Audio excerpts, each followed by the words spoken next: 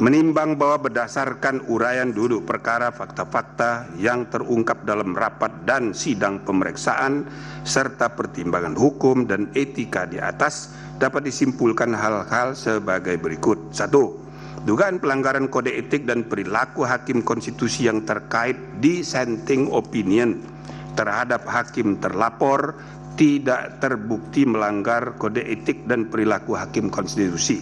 2.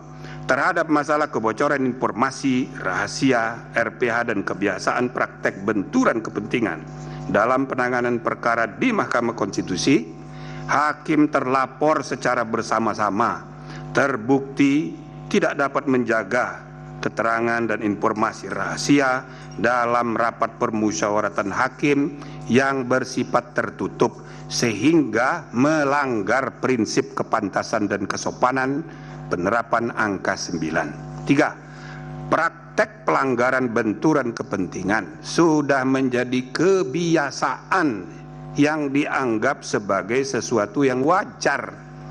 Hakim terlapor secara bersama-sama dengan hakim lainnya membiarkan terjadinya praktek pelanggaran kode etik dan perilaku hakim konstitusi yang nyata tanpa kesungguhan untuk saling ingat mengingatkan antar hakim, termasuk terhadap pimpinan karena budaya kerja yang ewuh pekewuh, sehingga kesetaraan antar hakim terabaikan dan praktek pelanggaran etika biasa terjadi. Dengan demikian hakim terlapor secara bersama-sama terbukti melanggar sabta karsa utama, prinsip kepantasan dan kesopanan penerapan angka 1. Rekomendasi dianggap sudah dibacakan. Amar putusan mengingat undang-undang dan seterusnya memutuskan, menyatakan: 1. Hakim terlapor tidak terbukti melakukan pelanggaran terhadap kode etik dan perilaku hakim konstitusi sepanjang terkait pendapat berbeda atau dissenting opinion.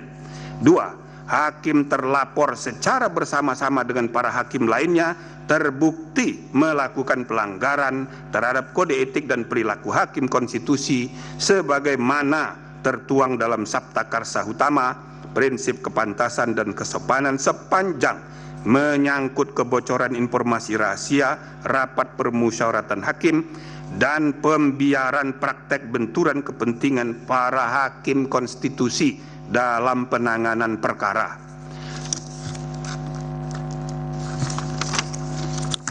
3. Menjatuhkan sanksi teguran lisan secara kolektif terhadap hakim terlapor dan hakim konstitusi lainnya.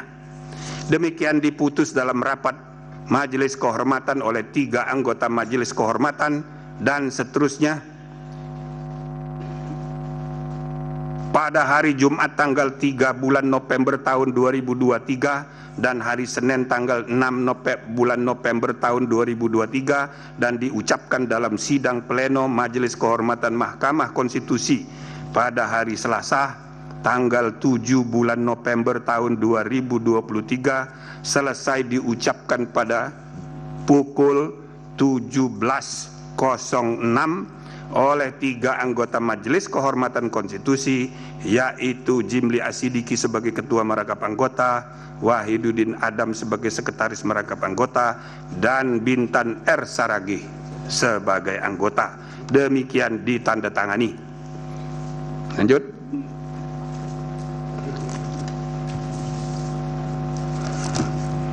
Yang ketiga,